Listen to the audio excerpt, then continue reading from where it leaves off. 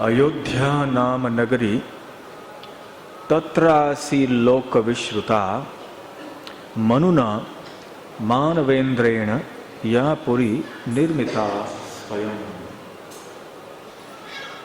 ऐसे वाल्मीकि मुनि ने रामायण में अयोध्या का वर्णन करते हैं। अयोध्या नाम नगरी, अयोध्या नाम की नगरी तत्रा सी लोक विश्रुता, जो बहुत ही विख्यात, बहुत प्रसिद्ध नगरी है।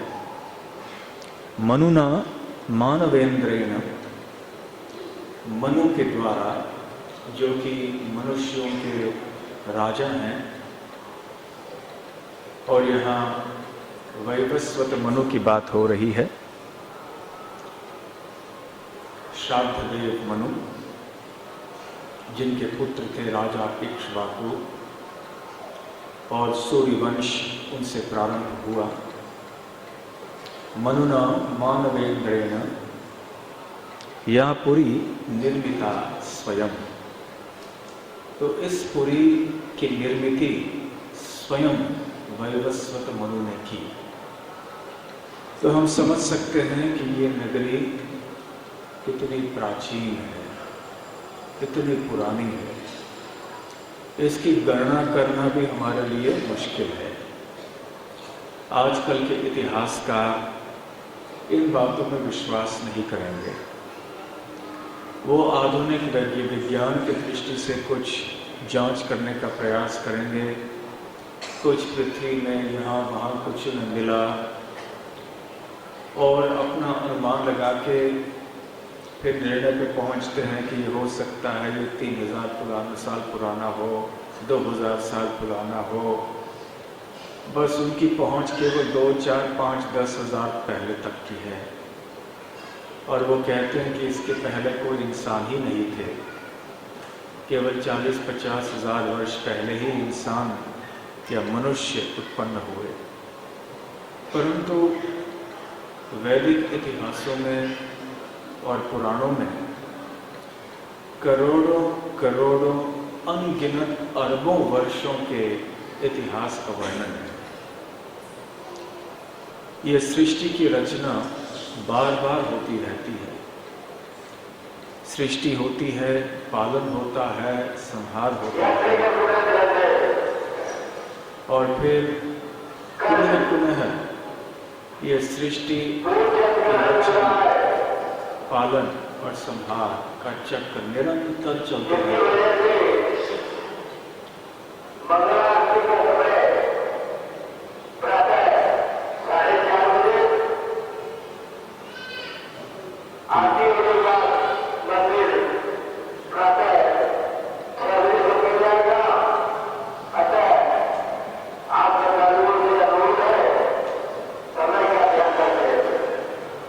हमारे लिए सूचना थी।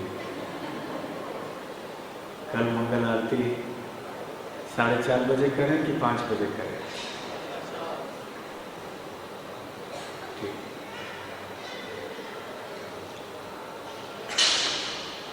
तो हमारे शास्त्रों में न केवल पिछले कई लाख वर्षों का वर्णन है, परंतु अनेक सृष्टियां जो हो चुकी हैं पहले, उनका भी विस्तार में वर्णन है।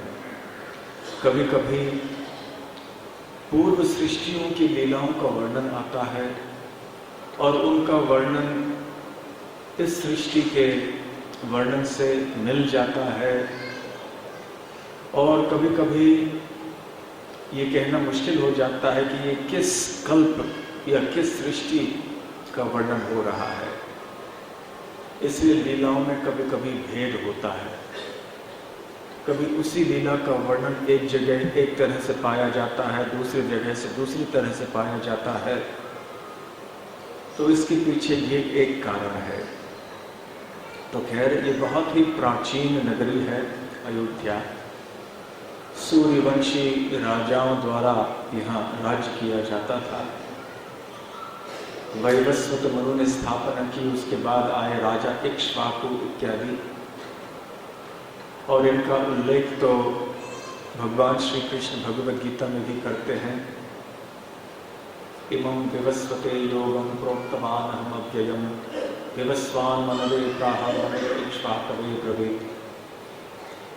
भगवान कहते हैं कि मैंने ये भगवद गीता का ज्ञान सर्वप्रथम सूर्यदेव विवस्वान को दिया, जिन्होंने अपने पुत्र वैवस्वत मनु को दिया। मनु ने उनके पुत्र राजा इक्ष्वाकु को दिया। एवं परंपरा प्राप्तम इमं राजर्षयो विदुः। इस तरह से राज ऋषियों की परंपरा में ये भगवद गीता का ज्ञान चलते आया है। तो ये बहुत एक प्राचीन वंशावली है, सूर्यवंश, और इनके राजा बहुत प्रसिद्ध रहे हैं, एक से बढ़कर एक। इतने बड़े बड़े राज ऋषि रहे हैं और इनका वर्णन बड़े विस्तार में विभिन्न शास्त्रों में पाया जाता है। पौराणिक कथाओं को सुनना हमारे लिए बहुत अच्छा है। हमारा मन इन राज ऋषियों की और भगवान की लीलाओं में मग्न हो जाता है। तो अयोध्या नगरी की स्थापना वैवस्वत मनु ने की और आगे तक चलता गया। आज अयोध्या नगरी एक छोटी सी नगरी है। बम्बई, दिल्ली, कलकत्ता जैसे बड़ा शहर तो ये है नहीं, परंतु उस समय जब वाल्मीकि मुनि वर्णन करते हैं इस नगरी का, तो हम आश्चर्यचकित रह जाएंगे उस वर्णन को देख के।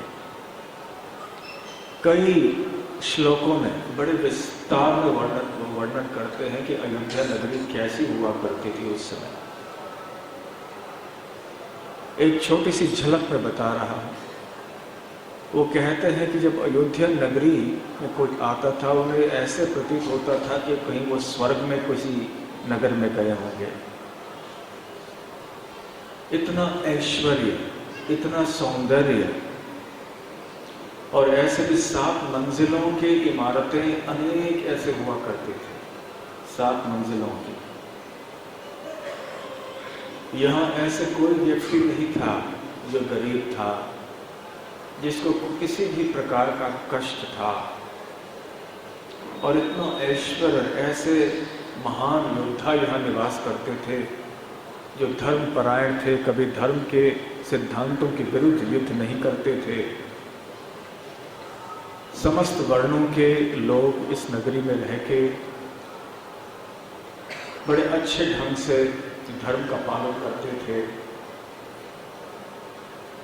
ऐसे बालकांड में, अर्थात शुरुआत में ही वाल्मीकि जी वर्णन करते हैं। बल्कि ये वर्णन अयोध्या के वर्णन से लवकुश अपनी रचना या अपना वर्णन प्रारंभ करते हैं। जब हम बिठूर में गए थे, उस समय हम वाल्मीकि मुनि के आश्रम में गए थे। यद्यपि तपसा नदी वहाँ इस समय बिल्कुल पास में नहीं है, कहीं तो है, तो ऐसे लगता है कि उस समय तपसा नदी बहुत पास में हुई होगी। तो बालकांड में शुरुआत में ही वाल्मीकि जी वर्णन करते हैं कि जब उन्होंने सारे रामायण की रचना की, जिसमें 24,000 श्लोक थे, 6 कांड और उसके अंत में एक उत्तरकांड। 6 कांडों में अब तक जो हुआ है उसका वर्णन, भूत क्रिया का वर्णन किया हुआ है। और आगे उत्तरकांड में भविष्य किया, आने वाले जो दिन हैं, आने वाले 11,000 वर्षों का वर्णन। और वहाँ इतिहास का वर्णन भी है, जैसे रावण कैसे सीता का स्पर्श नहीं कर पाया। क्यों नहीं कर पाया? क्योंकि रावण के ऊपर इतने सारे श्राप थे, 1 नहीं 2 नहीं, अनेक श्राप थे। तो ये सारी चीजें उत्तरकांड में पढ़ी जाती हैं। तो बालकांड में शुरुआत में ही जब वाल्मीकि मुनि अपने आश्रम में बैठे हुए होते हैं, सोच रहे होते हैं कि रामायण की रचना तो हो गई, अब इसका प्रचार प्रसार होना चाहिए। इसका गान सर्वत्र होना चाहिए।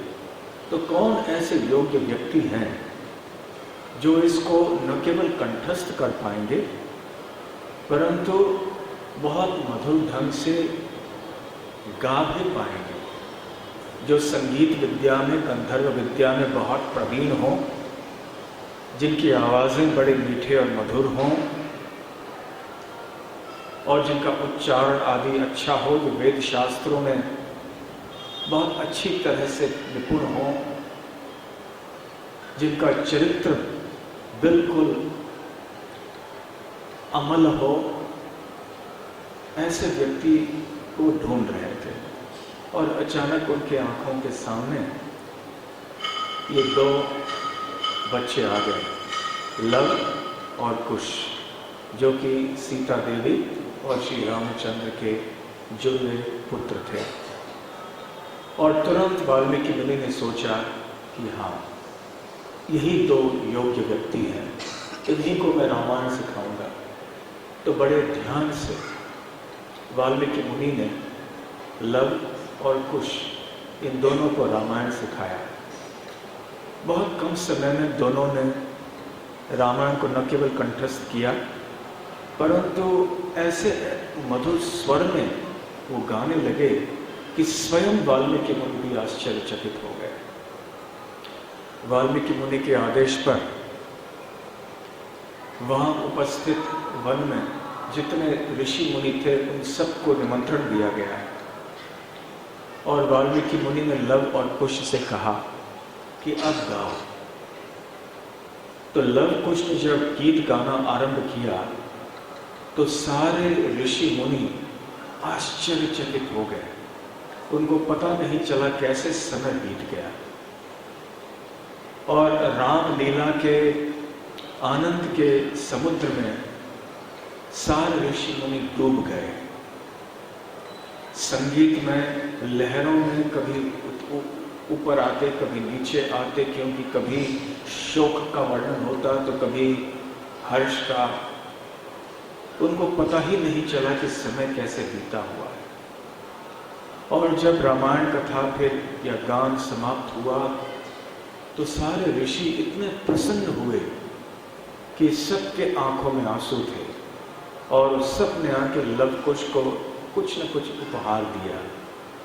अब वन में रहने वाले जो ऋषि हैं उनके पास क्या हो सकता है, क्या उपहार दे सकते हैं वो? तो किसी ने कोई वल्कल दे दिया। वल्कल अर्थात जो छाल होती है वृक्ष की, जो साधु लोग वन में पहनते हैं, किसी ने वो भेंट दे दिया। तो किसी ने कोई रस्सी दे दी अपने वल्कल को बांधने के लिए, किसी ने कोई कंद मूल दे दिए, किसी ने कोई उपवीत दे दिया, किसी ने कुछ घास काटने के लिए और कोई ऐसे वनस्पति आदि काटने के लिए कोई अस्त्र हो वो दे दिया। किसी ने हिरण के चमड़े दे दिए जिसके ऊपर बैठा जाता था, किसी ने कोई माला दे दी। इस तरह से हरे ऋषि ने सामने आके कुछ न कुछ उपहार दिया और हार्दिक आशीर्वाद दोनों बच्चों को दिया। और फिर वाल्मीकि मुनि ने कहा लव और कुश से कि अब जाओ, सारी पृथ्वी भर घूमते रहो और ये रामायण का गान करते रहो। तो लव और कुश निकल पड़े और भ्रमण करते करते अयोध्या पहुंचे। जब अयोध्या नगरी में यहाँ वहाँ घूम रहे थे तो अयोध्या नगर के वासी जो हैं वो भी सुनकर बहुत प्रभावित हुए। सब जगह खबर फैली और श्री राम ने भी उनको देखा। श्री राम ने उनसे अपने भाई लक्ष्मण से कहा कि जाओ उनको बुलाओ, उन दो लड़कों को। दिखने में तो ये सारे पृथ्वी के राजा दिखते हैं, नृपति हैं, ये महीपति लगते हैं, परंतु इन्होंने ऋषियों का वेश पहना हुआ है, तो इन्हें बुलाओ, इनका गीत हम सुनेंगे। तो फिर लव और कुश श्री रामचंद्र के दरबार में आए और उन्होंने रामायण का गान किया। राम अयन, अयन के अनेक अर्थ होते हैं। एक अर्थ है यात्रा, तो राम की यात्रा। तो राम ने क्या क्या किया शुरुआत से लेकर अंत तक, तो रामायण का गीत स्वयं श्री रामचंद्र सुनते रहे और इतने मग्न हो गए अपनी ही कथाओं में, अपनी ही लीलाओं में, कि उनको भी पता नहीं चला कि समय कैसे बीता है। सभी लोग दरबार में बैठे हुए, जितने भी आमंत्रित थे, उनके सहायक थे, मंत्री थे, सब लोग भाव विभोर अवस्था में लव और कुश का गान सुनते रहे। देखिए, बड़े अद्भुत बात यह है कि भगवान की कथाएं ऐसी होती है कि स्वयं भगवान को भी आकर्षित करते हैं, भगवान भी अपनी कथाएं सुनते हैं और उनको भी बड़ा आश्चर्य लगता है, अच्छा मैंने ऐसे किया था। अच्छा, अपनी कथाओं को सुन के बड़ी प्रसन्नता का अनुभव करते हैं भगवान स्वयं। तो फिर भक्त क्यों नहीं करेंगे। तो श्री राम भी बैठे और फिर जैसे ही लव और कुश ने अपना गान प्रारंभ किया, फिर वहाँ से वास्तव में रामायण शुरू होती है। फिर वो शुरुआत करते हैं, एक बार एक नगरी थी अयोध्या इत्यादि, वहाँ से प्रारंभ होता है। फिर आके ही अयोध्या नाम नगरी इत्यादि को शुरू करते हैं और इस तरह से 6 कांड समाप्त करते हैं। 6 कांड के बाद अब वर्तमान परिस्थिति में आते हैं, जब राम राज्य कर रहे होते हैं अयोध्या नगरी पर, बल्कि संपूर्ण सृष्टि, संपूर्ण पृथ्वी पर। और फिर उत्तर कांड आता है। पहले 6 कांडों में लव और कुश का वर्णन इतना ही है जितना हमने अब सुनाया। हमने थोड़ा संक्षेप में सुनाया, परंतु और लीलाएं लव और कुश की नहीं है। फिर उत्तर कांड में वर्णन आता है और ये वर्णन बहुत दर्ददायक है भक्तों के लिए, इसलिए हम इसको ज़्यादा विस्तार में वर्णन करने के इच्छुक नहीं है। आज पहला दिन यहाँ अयोध्या में हम आए हैं और ऐसे दर्ददायक कथा सुनना कुछ ठीक नहीं लगता, परंतु संक्षेप में ही कुछ सुनाएंगे, क्योंकि विषय ही कुछ ऐसा है, इसके बिना तो कुछ हो नहीं सकता। श्री राम की लीला ऐसी है कि जब जो सुनते हैं तो भाव विभोर होते हैं। दक्षिण भारत में श्री संप्रदाय के एक राजा थे जिनका नाम था कुलशेखर। वो भगवान श्री कृष्ण के भक्त तो थे ही, परंतु श्री रामचंद्र के भक्त भी थे और वो प्रतिदिन अपने एक पंडित से, दरबार के पंडित से राम कथा सुना करते थे। और वो जो पंडित थे बहुत अच्छी तरह से जानते थे कि राजा कुलशेखर का भाव कैसा है, तो वो वही चीजें रामायण से सुनाते थे जिनसे कि राजा को प्रसन्नता हो, राजा को शोक न हो, क्योंकि शोक के कारण राजा क्या कर बैठे कुछ भरोसा नहीं था। एक बार हुआ ये कि उस पंडित को कहीं आवश्यक काम से बाहर जाना पड़ा, तो उन्होंने अपने पुत्र से कहा कि जाके जो मैं राम कथा राजा कुलशेखर को कहता हूँ तुम कर लेना। परंतु वो आदेश या उपदेश सही देना भूल गए। उन्होंने बताया नहीं कि ऐसे कोई घटनाएं मत कहना, इनका वर्णन नहीं करना जिनसे कि राजा को दुख पहुंच सके। तो ये नौजवान था, इसे पता नहीं था, इसने आके पूरे जोश में वर्णन करना शुरू कर दिया। प्रसंग यहाँ तक आए थे कि रावण ने सीता का अपहरण कर लिया है और लंका को ले गए। अब बिना सोचे समझे इन्होंने कह दिया।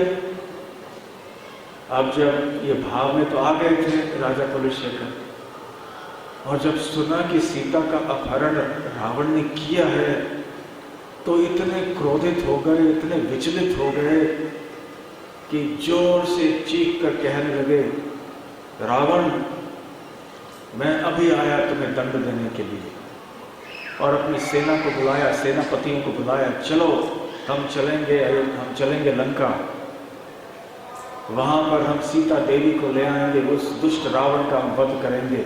सारे सेनापति मंत्री देख रहे थे क्या हो रहा है, अब राजा ऐसे करेंगे तो राज्य कैसे चलेगा। राज्य संभालने के बजाय तो दिन भर कथा सुनते रहते हैं, और कथा जब सुनते हैं तो इतना भाव विभोर हो जाते हैं कि बस उनको पता ही नहीं चलता कि कहाँ किस स्थान में वो हैं, क्या समय है, उनके कर्तव्य क्या हैं। यहाँ राज्य को संभालने में कितने महत्वपूर्ण विषय हैं, परंतु इनकी ओर ध्यान ही नहीं दे रहे हैं। और अब ये चल पड़े लंका रावण से युद्ध करने के लिए। अब मना भी नहीं कर सकते थे, तो सारे सेनापति तैयार हो गए, एक दूसरे को देख रहे थे, मंत्री लोग भी एक दूसरे को देख रहे थे क्या करना चाहिए। किसी को साहस नहीं हुआ राजा से कुछ कहने के लिए, क्योंकि राजा का चेहरा देखकर ही सब दूर ही रह रहे थे, इतना गुस्सा था उनके अंदर। तो अपने अस्त्र शस्त्र उठाकर राजा कुलशेखर चल पड़े समुद्र की ओर। वो केरल के राजा थे, चोल प्रांत के, तो समुद्र वहाँ से ज़्यादा दूर नहीं था। थोड़े समय बाद वो पहुँचे और फिर समुद्र के अंदर चलते गए, और सभी लोग पीछे हैरान हो गए, अरे राजा कहाँ समुद्र में जा रहे हैं चलते। और ये चलते गए, रावण में आ रहा हूँ। परंतु ऐसे कहा जाता है कि स्वयं श्री राम वहाँ पर आए और उन्होंने कुलशेखर को अपने कर कमलों से ऐसे पकड़ के फिर उनको वापस वहाँ ले आए, और उन्होंने उनको कह दिया कि देखो सीता को हम बचा के लेकर आए हैं, चिंता नहीं करना, अब सब कुछ कुशल मंगल है। तो वो शांत हो गए, अच्छा ठीक है। तो फिर वो अपने धाम में, अपने राज्य में वापस लौट के आ गए शांत होकर। तो ऐसी चीज़ें हर दिन होती थी, कुछ न कुछ ऐसी घटना हो जाती थी, ऐसी लीला कोई न कोई हो जाती थी। इसलिए सारे मंत्रीगण बहुत चिंतित रहा करते थे कि क्या किया जाए। कभी कभी वो षड्यंत्र भी किया करते थे वैष्णवों को गलत नाम देने के लिए, बुरा नाम देने के लिए, क्योंकि ये दिन भर वैष्णवों की सेवा करते थे। राज्य में एक भी वैष्णव यदि आया तो स्वयं उसकी सेवा करते थे, उनको भोजन परोसना, उनके चरणों की मालिश करना, और एक तरफ राज्य का कार्य और दूसरी तरफ यहाँ उनको छोड़कर वो वैष्णवों की सेवा कर रहे हैं। तो मंत्रियों ने सोचा था कि एक बार चलो वैष्णवों को ऐसे बदनाम करना चाहिए कि राजा कुलशेखर इनकी सेवा छोड़ देंगे। बहुत प्रयास किया उन्होंने, ऐसे अनेक षड्यंत्र रचाए, और आखिर महाराज कुलशेखर को जब पता चला कि मेरे मंत्री ऐसे कर रहे हैं, तो उन्होंने अपना राज्य पद ही त्याग दिया और फिर वो चले गए श्रीरंगम, और उन्होंने मुकुंद माला स्तोत्र जैसे सुंदर कविताओं की रचना की। तो खैर कहने का तात्पर्य ये है कि भगवान राम की लीलाओं में दुखद घटनाएं बहुत सी हैं। कृष्ण लीला में भी है, जब वो वृंदावन छोड़ के जाते हैं तो ब्रजवासियों को जो दुख होता है उसका वर्णन करना बहुत मुश्किल है। इसलिए कभी कभी भक्त ऐसे विषयों में चर्चा नहीं करते हैं, परंतु ब्रजवासियों का जो भाव है श्री कृष्ण के विरह में, ये भक्ति का सर्वोच्च भाव है। यदि इसकी चर्चा नहीं करेंगे तो फिर हम कैसे वृंदावन के भाव में भक्ति कर सकते हैं। चैतन्य महाप्रभु तो इसलिए आए थे, इस विरह के भाव को ही प्रकट करने के लिए और इसको प्रदान करने के लिए कलयुग के बद्ध जीवों के ऊपर। स्वयं श्री चैतन्य महाप्रभु के जीवन में भी ऐसी दुखद घटनाएं हुई। जब उन्होंने संन्यास लिया, वो घटना इतनी दुखद घटना है कि भक्तों को सुनना अच्छा नहीं लगता। फिर भी भगवान की लीला है, इसलिए कभी कभी ऐसे वर्णन कर देते हैं। भगवान के तिरुभाव का वर्णन भी भक्त लोग कहना पसंद नहीं करते हैं, आविर्भाव का वर्णन अवश्य करते हैं बड़े प्रसन्नता से। परंतु तिरुभाव का वर्णन नहीं होता है या बहुत कम होता है। भक्त लोग आनंद नहीं लेते हैं ऐसे वर्णन में। तो भगवान की लीलाएं ऐसी होती हैं, कभी दुख कभी सुख, परंतु क्योंकि ये आध्यात्मिक स्तर पर है, ये दुख और सुख वास्तव में सर्वोच्च श्रेणी का आध्यात्मिक आनंद है। इसलिए जो भी हो हमें सुनने का प्रयास करना चाहिए। जब नर लीला होती है, मनुष्य समाज में आते हैं भगवान, तो जैसे साधारण इंसान के जीवन में सुख होता है तो कभी दुख होता है, उतार चढ़ाव जीवन में आते ही रहते हैं, ठीक उसी प्रकार से जब भगवान नर लीला करते हैं तो उनके जीवन में भी उतार चढ़ाव आते हैं, ऐसा प्रतीत होता है। उनके लीलाओं में भी सुख और दुख की लीलाएं होती हैं। तो ऐसे एक बार हुआ ये, जब श्री रामचंद्र वापस लौटे थे अयोध्या वनवास के बाद, 14 साल के बाद यहाँ लौटे थे। रावण का वध हो चुका था, अनेक अन्य असुरों का वध भी वो कर चुके थे। अब राज्याभिषेक हो गया था और एक बार जब यहाँ वो आराम से अपने दरबार में बैठे हुए थे तो पुष्पक विमान उनके पास आया।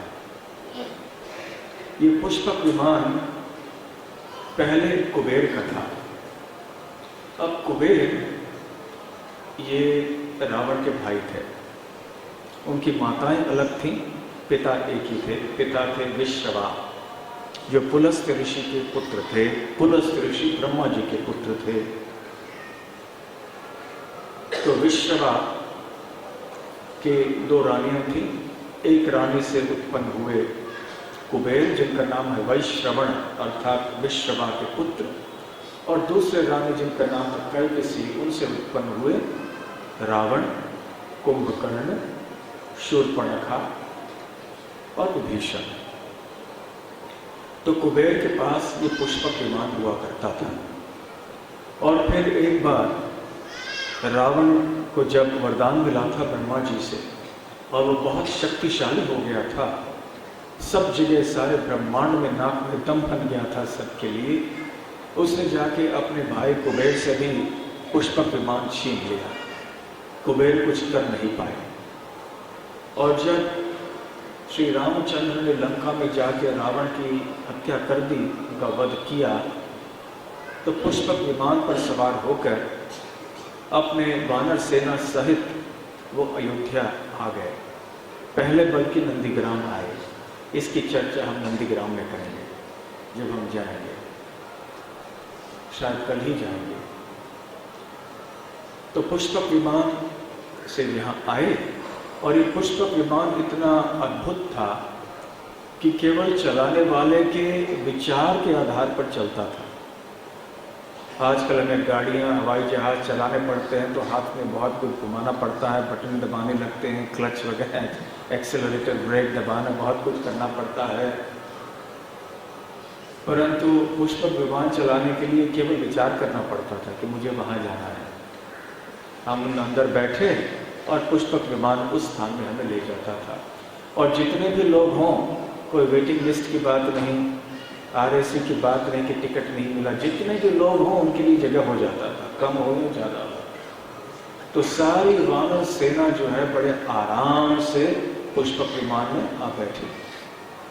और ऐसा नहीं कि बस इतने लोग थे, करोड़ों की संख्या में वानर, भालू आदि थे। ऐसा नहीं कि इतनी भीड़ वहाँ हो गई कि किसी को बैठने के लिए जगह नहीं, बड़े आराम से चले।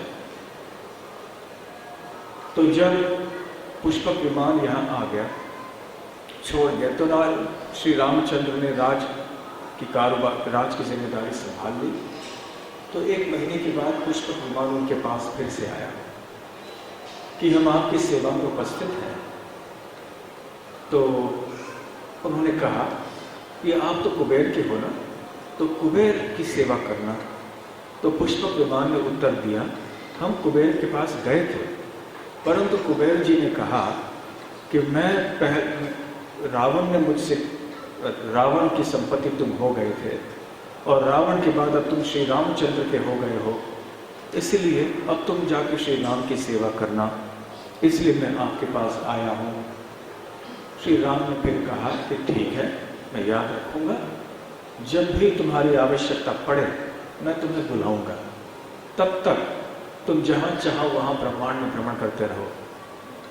तो पुष्पक विमान अपनी इच्छा के अनुसार यहाँ वहाँ घूमता और आगे चल के जब समय आने वाला था तब उनको बुलाएंगे बुलाने वाले थे। उसके तुरंत बाद भरत आए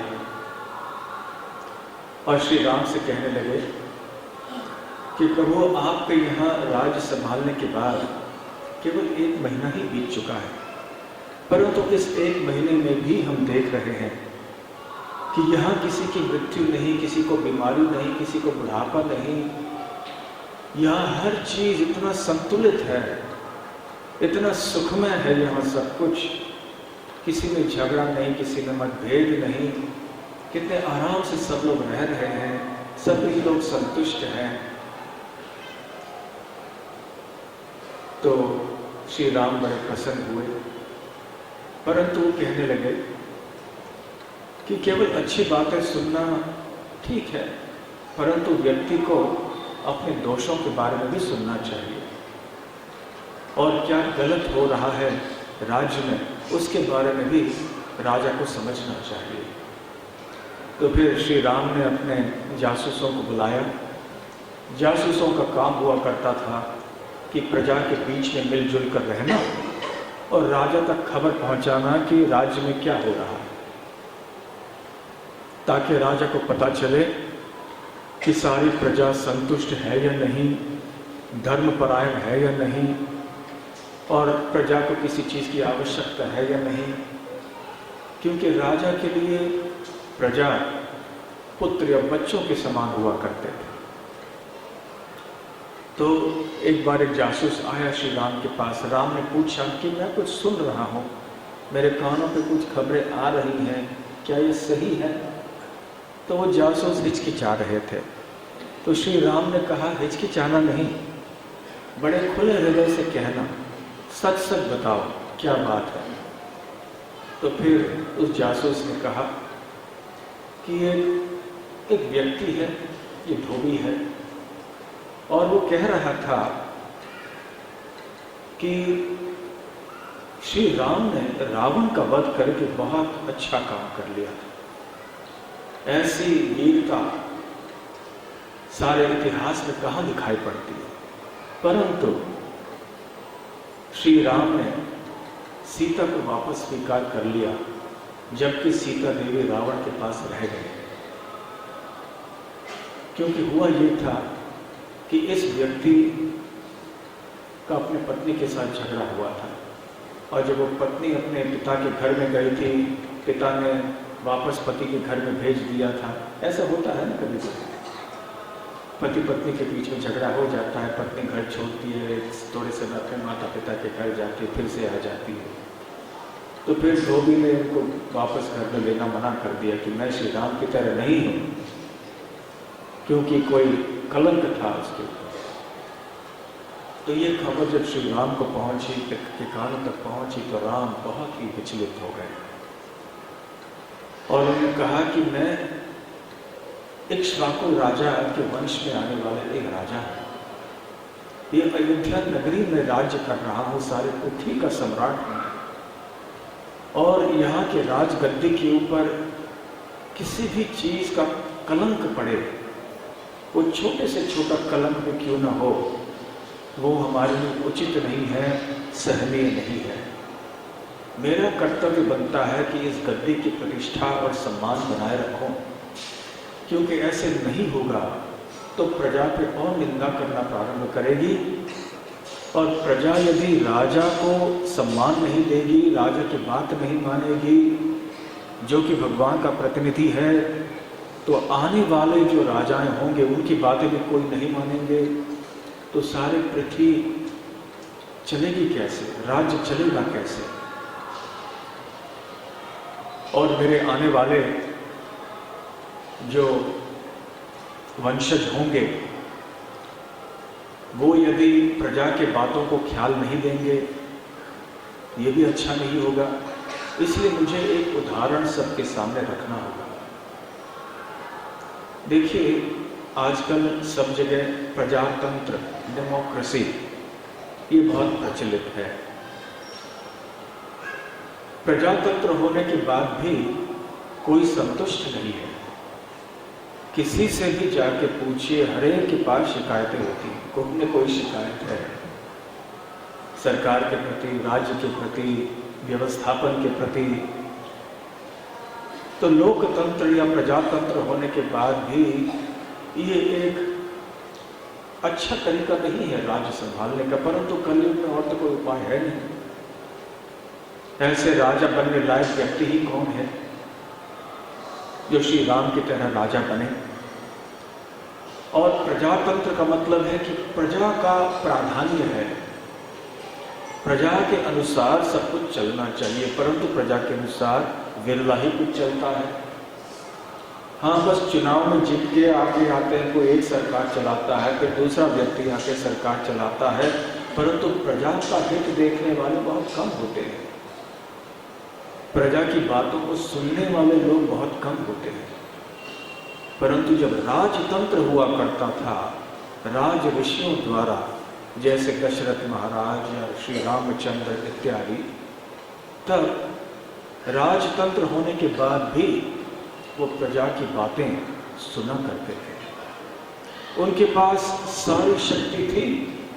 एक दृष्टि से देखा जाए तो उनको प्रजा की बात या किसी एक दो व्यक्तियों की बात सुनने की आवश्यकता नहीं थी। क्या फर्क पड़ता। फिर भी वो इतने अपने जिम्मेदारी के प्रति श्रद्धावान थे कि उन्होंने सोचा कि नहीं, मैं राजा हूं, प्रजा की बात मुझे सुननी चाहिए कि वो क्या कह रहे हैं और सम्मान देना चाहिए। तो इस तरह उस राजतंत्र में भी किस तरह का प्रजातंत्र हुआ करता था। देखिए, राजा लोग ऐसे हुआ करते थे, इतनी शक्ति और स्वतंत्रता होने के बाद भी वो सबकी सभा लेते थे, सबकी सुनते थे। महाराज दशरथ ने भी जब घोषणा करना चाहा कि श्री राम को मैं युवराज नियुक्त करना चाहता हूं, तो वैसे ही सीधे ही सबको बुलाकर वो घोषणा कर देते तो किसी का विरोध नहीं होता, एक भी व्यक्ति शायद विरोध नहीं करता। परंतु दशरथ महाराज ने सीधे ऐसे नहीं किया। उन्होंने सबसे पहले ब्राह्मणों को बुलाया, अपने मंत्रियों को बुलाया, अयोध्या नगरी के प्रतिष्ठित नागरिकों को बुलाया, अनेक वर्णों के लोगों को बुलाया, सबसे चर्चा की कि ऐसा मेरा प्रस्ताव है, आपकी क्या इच्छा है इसमें, क्या ये अच्छा निर्णय है। वो जानते थे कि सभी लोग हाँ कहेंगे, फिर भी सबकी बातें उन्होंने सुन ली और सभी ने अपना अपना आशीर्वाद दिया, अपनी सहमति प्रदान कर दी। और दशरथ महाराज ने घोषणा कर दी कि श्री राम को मैं युवराज नियुक्त कर रहा हूं।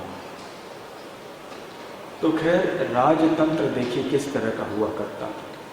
तो श्री रामचंद्र ने सोचा कि राजपद का सम्मान बचाना ये बहुत आवश्यक है और ये भी एक सबक आने वाले पीढ़ियों के राजाओं को मिलना चाहिए कि राजा कितना आतुर होना चाहिए और सावधान होना चाहिए प्रजा के विचारों को जानने के लिए। तो श्री राम ने सोचा कि ऐसे एक साधारण व्यक्ति इस राम राज्य में मेरी निंदा करे, ऐसे ये तो बिल्कुल उचित नहीं है। तो उन्होंने लक्ष्मण को बुलाया और लक्ष्मण से कहा कि लक्ष्मण, अब ऐसे ऐसे खबर मिली है मुझे, तो तुम्हारे लिए एक सेवा है, जाओ अब सीता को वन में पुनः छोड़ के आओ। यद्यपि मैं जानता हूं कि सीता का चरित्र कैसा है, मैं जानता हूं कि सीता पूरी तरह से शुद्ध है और उसकी कोई गलती नहीं है, फिर भी मुझे सारे प्रजा के सामने एक उदाहरण रखना है कि राजा को कैसे होना चाहिए। राजा का कर्तव्य सर्वप्रथम प्रजा के प्रति होता है। अपने कुटुंब के निवासियों से, कुटुंब के सदस्यों से भी अधिक महत्व राजा को प्रजा की ओर देना चाहिए। और प्रजा की सेवा करते करते यदि अपने कुटुंब के सदस्यों के प्रति कोई कठोर कदम उठाना पड़े तो राजा को उसके लिए तैयार होना चाहिए। ऐसे श्रीमद् भागवत में और अन्य वैदिक ग्रंथों में अनेक उदाहरण हैं जिसमें राजाओं ने अपने दुष्ट पुत्रों को दंड दिया था, कई बार उनको बहिष्कृत भी किया था राज्य से। उन्होंने ये नहीं सोचा कि ये मेरा पुत्र है और मुझे माफ कर देना चाहिए। सख्त दंड दिया उनको और उनको राज्य से बाहर भेज दिया। ये राजतंत्र की बात है। आजकल प्रजातंत्र में तो क्या हो रहा है, हर एक अपने अपने परिवार के सदस्यों को ही आगे बढ़ा रहे हैं। तो श्री राम ने लक्ष्मण से कहा कि अब सीता देवी को ले जाओ, वन में छोड़ आओ। इसके पहले हुआ ये था कि श्री राम सीता देवी के साथ एक बार बैठे हुए थे शाम के समय। दिन भर वो अपने राज दरबार में रहते थे। राज्य के जो मामले हैं उनको बहुत ही निपुणता से देखते थे और शाम के समय सीता देवी के साथ में आकर थोड़ी देर बैठते थे, भ्रमण करते थे। तो एक बार सीता देवी ने इच्छा व्यक्त की कि मुझे इच्छा हो रही है कि गंगा के तट में जो आश्रम है ऋषि मुनियों के, मैं वहाँ उनका दर्शन और उनका संग करना चाहती हूँ थोड़ी देर के लिए। काफ़ी समय हुआ कि हमने ऐसे महान पुरुषों का संग नहीं किया है, उनसे कुछ सुना नहीं है, उनका दर्शन नहीं किया है। तो श्री राम मुस्कुरा करके, अभी अभी तो 14 साल उनके साथ बिता के आई हो वनवास से, अब फिर जाना है, ठीक है, तुम्हारी इच्छा पूरी होगी। वनवास ऋषियों के साथ फिर ऋषियों का दर्शन होगा। और फिर भरत आए थे और फिर ये घटना हुई सब। तो लक्ष्मण ने कहा कि आप क्या कह रहे हैं। लक्ष्मण ने कड़ा विरोध किया, परंतु क्या करते, लक्ष्मण जो छोटे भाई थे। देखिए ऐसे कितनी सारी घटनाएं हुई। सबसे पहले तो जब वनवास जाने का सवाल आया था, दशरथ महाराज और कैकेयी के बीच में जो संवाद हुआ, जो कैकेयी के 2 वरदान मान लिए दशरथ महाराज ने, उस समय भी लक्ष्मण को इतना क्रोध आया था, परंतु और कोई रास्ता नहीं था, अपने बड़े भाई की बात माननी पड़ी। और अनेकों बार ऐसे हुआ और ये आखिरी बार जब ऐसे हुआ तो लक्ष्मण तो आग बबूले हो गए, परंतु क्या करते। इसीलिए बाद में लक्ष्मण ने ठान लिया कि ये छोटे भाई होना बहुत मुश्किल है, अगली बार जब हम आएंगे तो मैं बड़े भाई होकर आऊंगा। तो जब वो द्वापर युग में आए तो वो बलराम बन के आए और श्री राम कृष्ण। तो कृष्ण छोटे भाई और बलराम बड़े भाई। फिर लक्ष्मण ने कहा छोटा भाई होना बहुत मुश्किल, हम बड़े भाई हो जाएंगे। तो खैर लक्ष्मण संक्षेप में वर्णन कर रहा हूँ। लक्ष्मण का हृदय बहुत भारी हुआ और वो सहन नहीं कर पाए इस दर्द को, परंतु क्या करते, कर्तव्य को निभाना था। तो सीता देवी से के पास गए और कहने लगे कि श्री राम ने हमें बताया है कि आपको हम गंगा के तट पर ले जाएं, जहां आप ऋषियों के आश्रमों में जाकर उनका दर्शन करना चाहते हैं। तो सीता देवी बड़ी प्रसन्न हो गई, उठी और चली और साथ में बहुत सारे धन आदि लेकर गई, गहने आदि, कि मैं जो ऋषियों की जो पत्नियां हैं उनको भी मैं दान करूंगी। और वो निकल पड़े एक रथ के ऊपर। श्री रामचंद्र के मंत्री, जो दशरथ महाराज के मंत्री भी थे पहले, सुमंत्र, वो सारथी बने, गंगा के तट पर आए। लक्ष्मण वहां सहन नहीं कर पाए, रो पड़े। सीता देवी ने कहा कि क्या बात है। तो फिर लक्ष्मण ने सारी बातें कह दी। सीता देवी तुरंत इस बात को सुनकर बेहोश होकर गिर पड़ी नीचे जमीन पर। और फिर जब होश आ गया तो सीता देवी ने कहा, शायद यही मेरे भाग्य में लिखा है। और इस तरह लक्ष्मण को आदेश दिया कि जो करना है जल्दी से करो, अब मुझे गंगा पार कराओ और वापस चले जाओ। राम को खबर दे दो कि तुमने कर्तव्य का पालन किया है, तुम्हारा इसमें कोई दोष नहीं है। तो एक नौके में बिठाकर सीता देवी को गंगा पार छोड़ दिया और लक्ष्मण चले आए। और उधर लक्ष्मण सुमंत्र के साथ रथ के ऊपर बैठकर फिर जाने लगे। उधर सीता देवी नदी के उस पार अकेली खड़ी थी और वहां पर बैठी।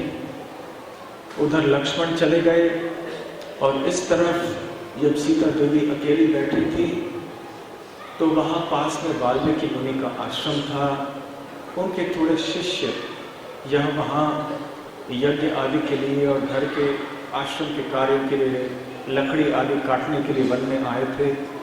उन्होंने सीता देवी को देखा और तुरंत वाल्मीकि मुनि के पास गए कि मुनिवर, ऐसे एक बहुत सुंदर महिला वहाँ पर हैं जो राजकुमारी की तरह दिखती हैं, एक महारानी की तरह दिखती हैं और वो अकेले बैठी हैं, रो रही हैं। तो अपने योग शक्ति के द्वारा तुरंत वाल्मीकि मुनि समझ गए कि ये सीता है। स्वयं वहाँ पर आए और सीता देवी को सांत्वना दी और कहा कि चिंता नहीं करो पुत्री, तुम मेरे आश्रम में आकर रहो। और जब सीता देवी को वापस अपने आश्रम में लेके आए, बहुत बड़ा आश्रम हुआ होगा, विशाल आश्रम, क्योंकि वहाँ पे ब्रह्मचारी भी थे और वहाँ पे ब्रह्मचारिणियाँ भी थी और गृहस्थी लोग भी थे जो विरक्त जीवन बिताते थे। और तपस्विनियाँ भी थी वहाँ पे, महिलाएं थी जो तपस्या करती थी वन में। तो रामायण में ऐसे वर्णन है कि ये भी हुआ करता था ऐसे। तो वाल्मीकि जी ने सीता देवी को इन महिलाओं के हवाले कर दिया कि इनका ख्याल रखो अच्छी तरह से। तो सीता देवी का इतना अच्छी तरह से ख्याल वहाँ सबने रखा कि वो बहुत प्रसन्न रही वहाँ पर। हालांकि श्री राम के बिना तो सुखी कैसे रह सकती थी, परंतु आश्रय अच्छा मिला था और वहाँ ऋषि मुनियों के संग में रह के अपने दिन बिताने लगी सीता देवी। उधर लक्ष्मण जी सुमंत्र के साथ जब निकल पड़े गंगा के तट से, तो वो आ पहुंचे एक स्थान में और वहां पर उन्होंने पूछा ऋषियों से कि ऐसे क्यों हुआ, ये क्या हुआ है कि ये सीता देवी को फिर से वनवास में हमें ले जाना पड़ा, ये सब क्यों हुआ। फिर एक कथा वहां प्रारंभ हुई। उन्होंने बताया तुम चिंता नहीं करो, देखो हुआ ये कि बहुत पुरानी कथा मैं तुम्हें बताता हूँ, परंतु भरत और शत्रुघ्न को ये कहानी बताना नहीं, राम को भी नहीं बताना। हुआ ये कि एक बार आपके पिता दशरथ महाराज कहीं गए थे, वो वशिष्ठ मुनि के आश्रम में गए थे। उस समय दशरथ महाराज क्षमा कीजिए दुर्वासा मुनि भी वहाँ उनके साथ में थे। तो दशरथ महाराज ने दोनों मुनियों की बहुत सुंदर ढंग से सेवा की। दोनों मुनि प्रसन्न हुए और दशरथ महाराज ने अपना भविष्य पूछा, क्योंकि मुनि ने पूछा कि क्या वरदान चाहिए तुम्हें। तो दशरथ महाराज ने भविष्य के बारे में पूछताछ की। तो उन्होंने कहा, दुर्वासा मुनि ने कहा कि हुआ ये एक इतिहास है मैं जो आपको बताना चाहता हूँ कि एक बार दैत्यों और देवताओं के बीच में जब युद्ध हुआ और दैत्यगण हार रहे थे, तो सारे दैत्यगण भृगु मुनि के पत्नी के पास गए कि हमारी रक्षा कीजिए। क्योंकि भृगु मुनि की पत्नी ने एक बार उन्हें ऐसे आश्वासन या वचन दिया था कि मैं आपकी रक्षा करूंगी, तो उन्होंने दैत्यों को आश्रय प्रदान किया और इसलिए वो देवताओं से बच गए। जब भगवान विष्णु को ऐसे पता चला तो उनको बड़ा क्रोध आया और उन्होंने भृगु मुनि की पत्नी की हत्या कर दी कि तुमने ऐसे दैत्यों को आश्रय दिया और देवताओं के विरुद्ध क्यों कार्य किया। जब भृगु मुनि को पता चला, भृगु मुनि ने समझ लिया कि हुआ क्या है, तो उनको इतना क्रोध आया कि उन्होंने भगवान विष्णु को शाप दे दिया कि जिस तरह से आपने मुझे मेरे पत्नी से अलग कर दिया है, उसी तरह से आपके पुत्र को भी उसके पत्नी के साथ हर समय रहने का अवसर नहीं मिलेगा, वो भी अपने पत्नी से एक समय अलग हो जाएगा। तो दशरथ महाराज आए, सुमंत्र ने बताया। देखो, सुमंत्र उनके मंत्री थे, दशरथ महाराज के लिए सारी बातें जानते थे। तो सुमंत्र ने फिर बताया कि देखो, किसी से कहना नहीं, परंतु इतिहास इस तरह का है। और फिर जब भृगु मुनि को वैसे पछतावा हुआ कि अरे मैंने क्या कर दिया, भगवान को ही मैंने श्राप दे दिया, तो फिर भगवान की उपासना करने लगे, तपस्या करने लगे और भगवान से क्षमा याचना की। तो भगवान विष्णु भृगु मुनि के सामने प्रकट हुए और उन्होंने कहा कि भृगु मुनि, मैं तुम्हारे तपस्या से प्रसन्न हूँ, तुमने जो श्राप दिया है मुझे, मैं उसे स्वीकार करता हूँ। तो भृगु मुनि ने उस समय श्राप दिया था, इसलिए सुमंत्र ने कहा कि उस समय भृगु मुनि ने कहा कि आप, हे भगवान विष्णु, आप अवतार लोगे और आपको ऐसे पछताना पड़ेगा। तो दुर्वासा मुनि ने फिर बताया कि इसका मतलब है कि महाराज दशरथ वही भगवान विष्णु अब आपके पुत्र श्री राम के रूप में प्रकट हुए हैं और उनको आगे चल के अपने पत्नी से अलग होना पड़ेगा। इसलिए सब हो रहा है क्योंकि ये दैव है, ये भगवान की इच्छा है, भगवान की योजना से ये सब हो रहा है। तब लक्ष्मण का हृदय थोड़ा शांत हुआ, थोड़ी, कम से कम थोड़ी सांत्वना तो मिल गई लक्ष्मण को, और वो वापस आए और श्री राम के पास फिर से खबर दी। इस दौरान 4 दिन बीत गए थे और श्री राम बहुत बेचैन थे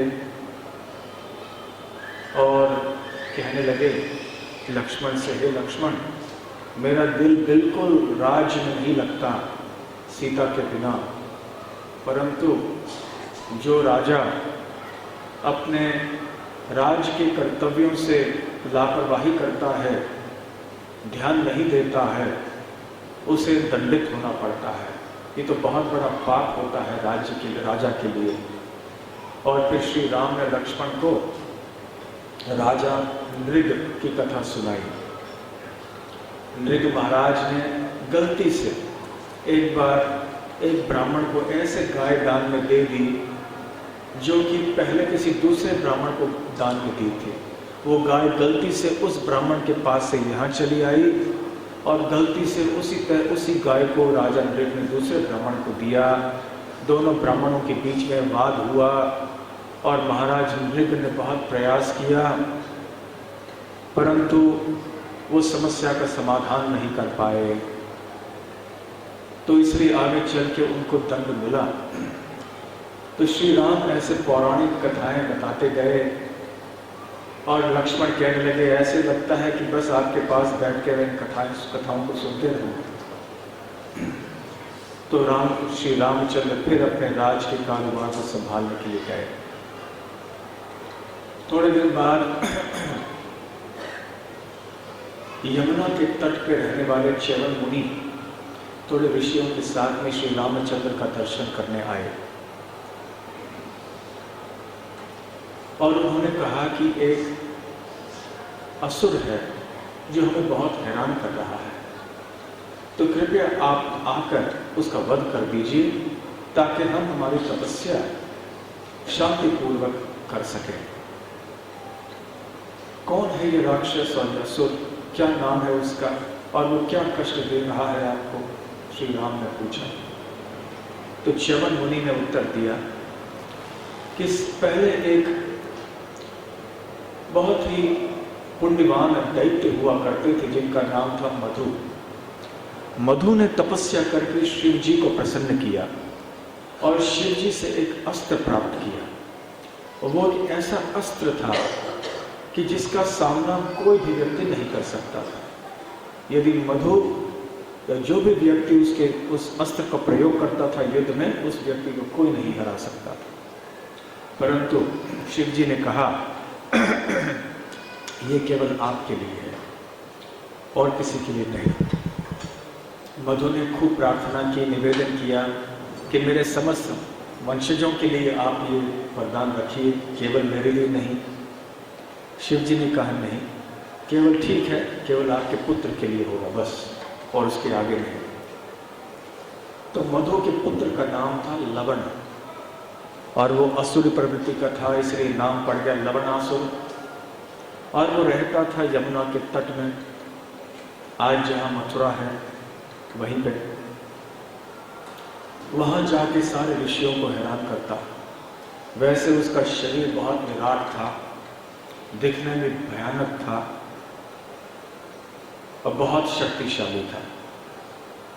तो ऋषियों ने जब ऐसे कहा तो श्री राम ने कहा अवश्य हम जाएंगे और आपकी सेवा करेंगे और उस दुष्ट लवणासुर का वध करेंगे। भरत और शत्रुघ्न भी उस समय वहाँ पर दरबार में उपस्थित थे।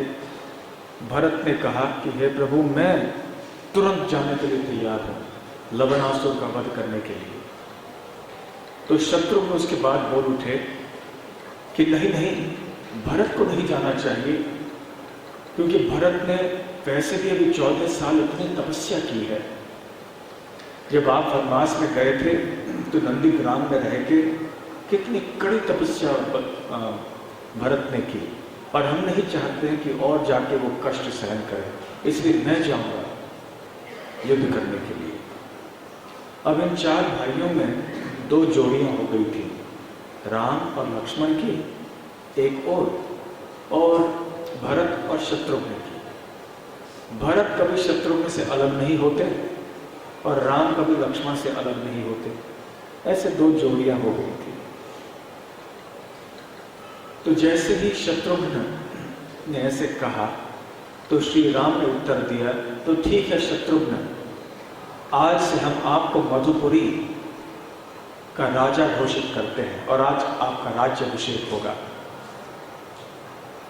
तो शत्रुघ्न को उस समय पछतावा हो कि अरे मैंने क्या बोल दिया, बिना वजह मैंने ऐसे बात कर दी। मुझे राजा बनना नहीं है हे प्रभु, मैंने केवल इस सेवा हेतु ऐसे कहा है। परंतु श्री राम ने कहा नहीं, यही उचित होगा। और लक्ष्मण, भरत आदि सब ने सहमति प्रदान कर ली और तुरंत उसी दिन वहीं पर अयोध्या में या यहीं पर शत्रुघ्न को मधुपुरी का राजा घोषित किया गया है। मधुपुरी अर्थात मथुरा का प्राचीन नाम। और श्री राम ने च्यवन मुनि आदि ऋषियों ने बताए हुए आधार पर शत्रुघ्न को चेतावनी दी कि देखो, ये लवणासुर बहुत शक्तिशाली है और उसके पास जब तक ये शस्त्र होगा शिव जी द्वारा प्रदत्त, तब तक तुम तो उसको हरा नहीं पाओगे। इसलिए तुम ऐसे मौके की प्रतीक्षा करना जब उसके हाथों में ये अस्त्र नहीं होगा। इसलिए तुम सेना को पहले भेज दो और साथ साथ ऐसे कोई व्यापारियों को भी साथ में ले जाना, कोई गायकों को, नटों को, ऐसे सबको ले जाना ताकि किसी के मन में संशय न हो कि तुम किस लिए वहां पर जा रहे हो। तो शत्रुघ्न वहां से निकल पड़े। वहां 2 रात के बाद वो पहुंचे तमसा नदी के तट पर, जहां वाल्मीकि मुनि का आश्रम था। वहाँ पर पहुँचे, वाल्मीकि मुनि के सामने आए। वाल्मीकि मुनि के चरणों में प्रणाम किया, कहा कि आपके आश्रम में हम एक रात रुकना चाहते हैं। वाल्मीकि मुनि शत्रुघ्न को पुत्र के रूप में मानते थे, जैसे कि वो श्री राम को भी मानते थे। उन्होंने कहा अवश्य यहाँ हम सबके बीच में रहो। तो थोड़ी पौराणिक कथाएं वाल्मीकि जी ने शत्रुघ्न को सुनाई और फिर विश्राम आदि की व्यवस्था की, कंदमूल फल आदि सब खिलाए और बड़े संतुष्ट होकर शत्रुघ्न रात में विश्राम करने चले गए। उधर उसी दिन ठीक रात को 12 बजे सीता देवी ने 2 बच्चों को जन्म दिया, जो वे बच्चे। वैसे जब लक्ष्मण सीता देवी को वन में छोड़ गए थे, उस समय सीता देवी गर्भवती थी और फिर थोड़े ही समय, कई महीने बीत गए, उसके बाद ये घटना हुई और दोनों बच्चों का जन्म ठीक उसी रात पे हुआ जब शत्रुघ्न वहां पहुंच गए थे। सुबह सुबह शत्रुघ्न ने ये खुशखबरी सुनी, बड़े आनंद से फिर आगे निकल पड़े वहां से मधुपुरी की ओर।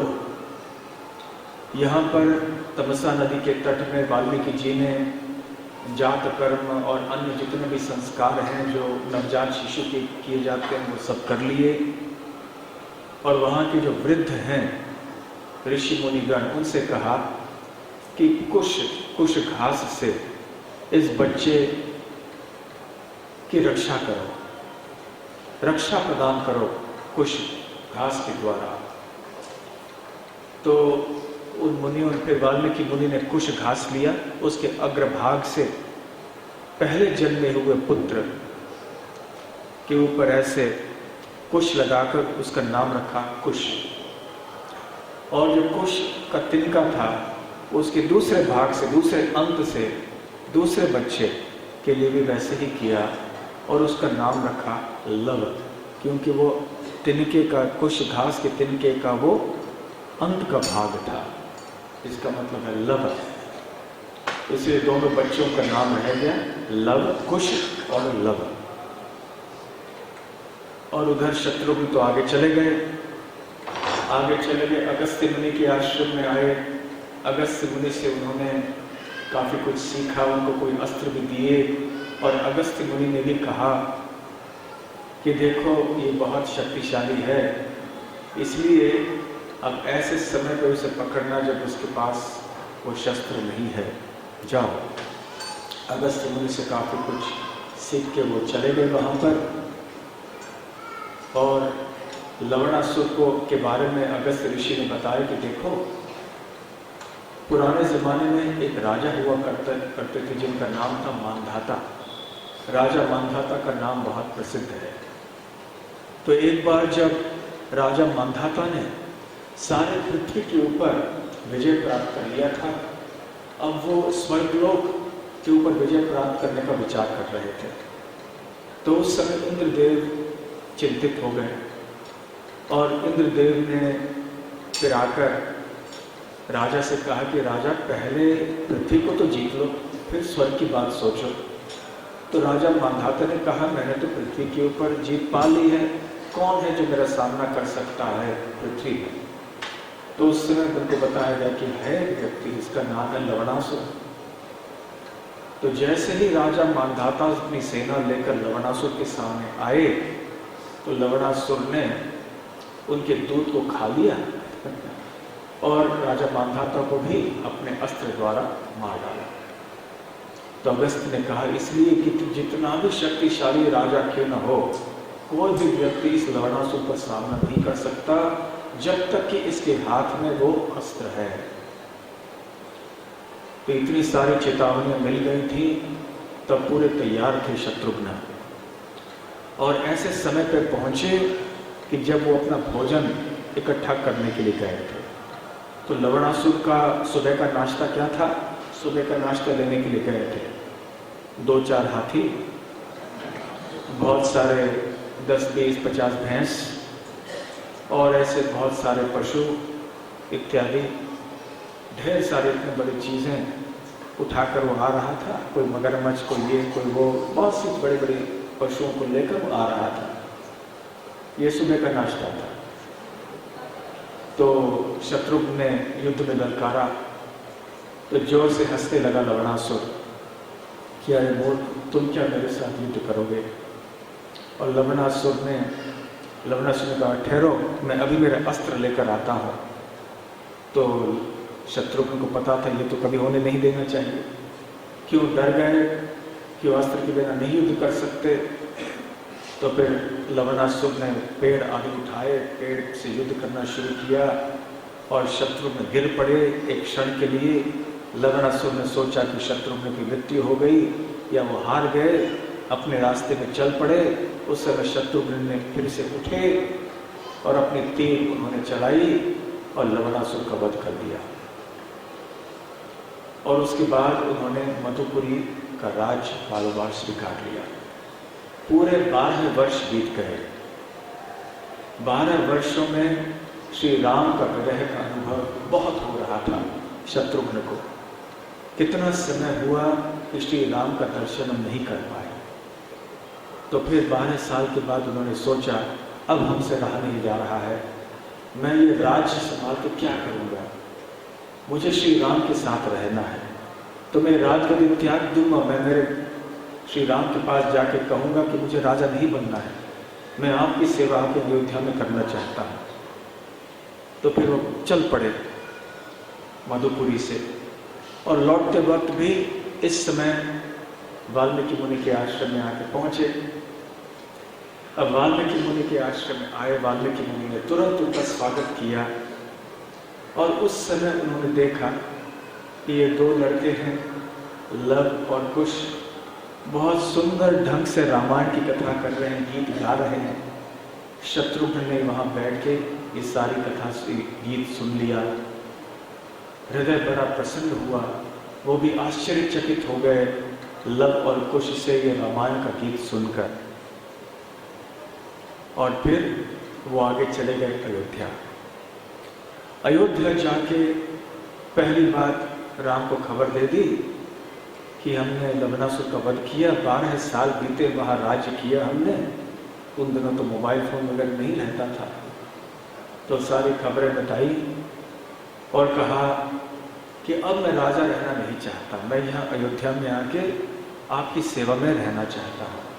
तो श्री राम हंसे, कहने लगे, अरे क्षत्रिय को थोड़ी ऐसे बात करनी चाहिए, क्षत्रिय का कर्तव्य होता है प्रजा की रक्षा करना।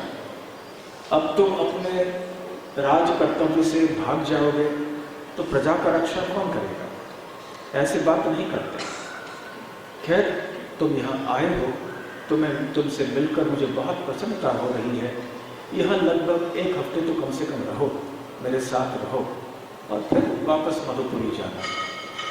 तो लक्ष्मण वहाँ रहे लगभग 7 दिन और फिर चले गए।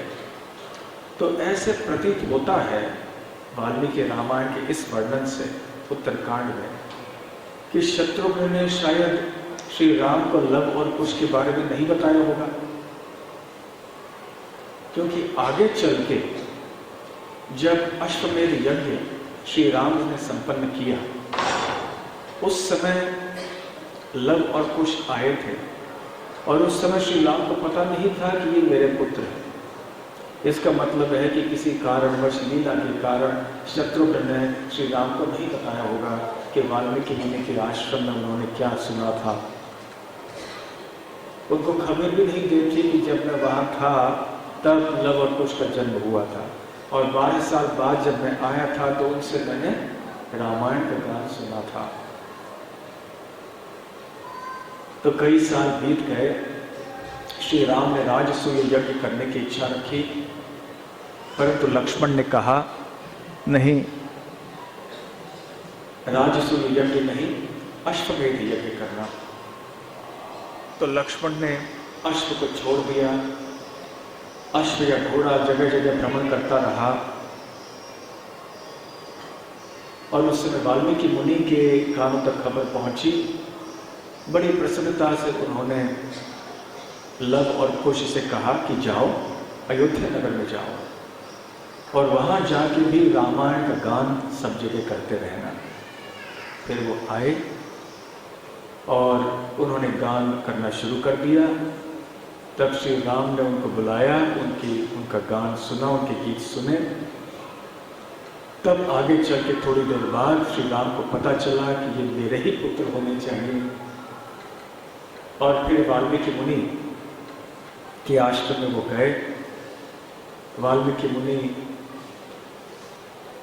बहुत प्रसन्न हुए। उस समय उन्होंने सीता देवी को संदेश भेजा। अभी तक वाल्मीकि मुनि के आश्रम में गए नहीं, पर एक संदेश उन्होंने भेजा वाल्मीकि जी के द्वारा कि यहाँ सीता देवी फिर से आए और अपनी पवित्रता को साबित करे, ताकि कोई संशय आत्मा है जो प्रजा में, उनको पता चले।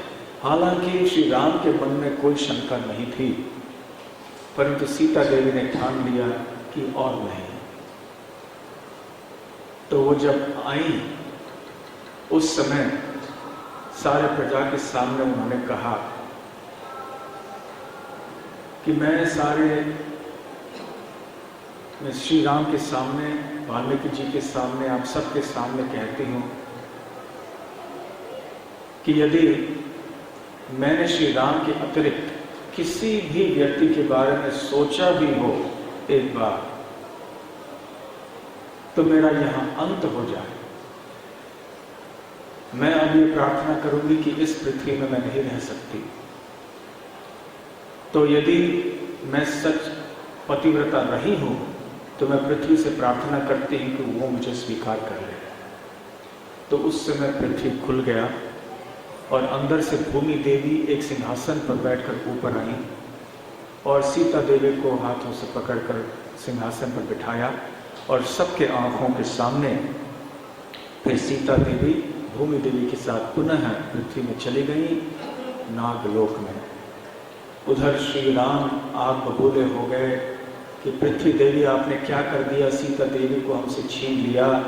पर अन्यों ने उनको सांत्वना दी कि कहा यही भाग्य है, यही लिखा है आपके भाग्य में, इसलिए इसका विरोध मत कीजिए। आगे चल के लव और कुश फिर श्री राम के साथ रहे। सीता देवी की अनेक सोने की मूर्तियां श्री राम ने बनवाई, क्योंकि धार्मिक क्रियाओं को करते समय गृहस्थ को चाहिए कि पत्नी के साथ में करे। अब जब पत्नी नहीं है तो क्या करते, इसलिए सोने की मूर्तियां थीं उनके पास और अनेक ऐसे सोने की मूर्तियां हो गई। तो लव और कुश भी वापस आ गए। उधर भरत के पुत्रों को, लक्ष्मण के पुत्रों को और अपने ही 2 पुत्रों को उन्होंने अलग अलग राज्य प्रदान कर दिए और वो राज्य आगे संभालते गए। तो इस तरह लव और कुश अब अपने पिता श्री रामचंद्र के पास वापस आए। वाल्मीकि मुनि अपने आश्रम में वापस लौटकर चले गए। तो ये है संक्षेप में लव और कुश की कहानी। एक छोटी सी बात आपको बताना चाहेंगे कि एक बार हमने पढ़ा था कि अनेक वर्ष पूर्व, 50-60 वर्ष पूर्व, अफ्रीका में एक देश है जिसका नाम है इथियोपिया। तो वहाँ पर एक राजा हुआ करते थे जिनका नाम था हैली सेलेसी। तो भारत से एक सन्यासी गए थे, हमारे संस्था के नहीं थे, कोई और संप्रदाय के थे। तो हैली सेलेसी से मिले वो और एक भेंट साथ में लेकर गए थे। वो भेंट था रामायण। जब रामायण का भेंट देने गए तो हैली सेलेसी ने कहा मैं तो जानता हूँ रामायण। तो सन्यासी को बड़ा आश्चर्य हुआ कि आपने रामायण का नाम सुना है? हाँ हाँ। तो उन्होंने कहा कि हम लोग तो कुश के अनुयायी हैं। कुश अर्थात श्री राम के पुत्र, हम तो कुश के अनुयायी हैं। और वैसे इस अफ्रीका को पहले कुश द्वीप कहा करते थे। तो अंग्रेजी में उन्होंने कहा वी आर कुशाइट्स, फॉलोअर्स ऑफ कुश। तो खैर कुश, लव, सारे पृथ्वी में फैल गए, अपने अपने राज्य उन्होंने संभाले। क्योंकि ये कथा हम बिठूर में लव और कुश के बारे में नहीं कर पाए और मेरी शायरी में भी नहीं, इसलिए यहाँ पर ये कथा हमने शुरू की। कल सुबह हम लोग निकलेंगे थोड़े स्थानों में। कल चंद्र ग्रहण है इसलिए, और कार्तिक का पहला दिन भी है, परंतु चंद्र ग्रहण होने के कारण सारे मंदिर बंद रहेंगे। तो जो खुले जगह हैं, जहाँ सब कुछ खुला है, कोई बंद होने का सवाल नहीं है, ऐसे स्थानों में हम कल जाएंगे। हो सकता है तो अभी घोषणा होगी हम कहाँ कहाँ जाएंगे। और कल शाम को हम दीपदान उत्सव करेंगे ऊपर, या यहाँ करेंगे शायद। तो दामोदर अष्टकम गाएंगे, गोपी गीत भी गाएंगे, और यहाँ दीपदान हम सब करेंगे, क्योंकि कल कार्तिक का पहला दिन है। श्री कार्तिक मास की जय, श्री अयोध्या धाम की जय, श्री वृंदावन धाम की जय, श्री सीताराम लक्ष्मण हनुमान की जय, श्रील प्रभुपाद की जय। गौर प्रेमानंदे